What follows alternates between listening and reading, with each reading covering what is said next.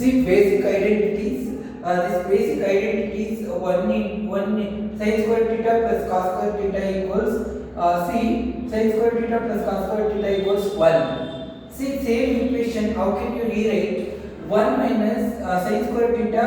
You have in 1. This cos square theta is shifted to the left. 1 minus cos square theta. See sin theta is equal 1 square root of 1 minus cos square theta. Next time we go for you want to write it cos square theta is equal to 1 minus sin square theta and cos theta is equal to square root of 1 minus sin square theta. Next time we go for sec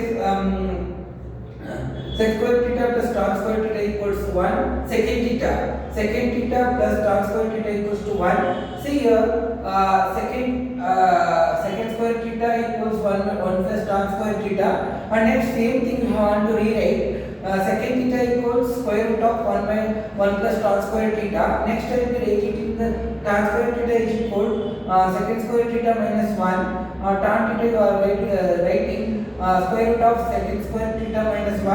Same thing cosecant square theta minus cot square theta equals to 1. This you want to rewrite cosecant square theta equals 1 plus cot square theta. Cosecant theta is equal to square root of 1 plus cot square theta. Same cot square theta is equal to cosecant square theta minus 1. Cot theta is equal to square root of cosecant square theta minus 1. This is basic identities of trigonometric functions.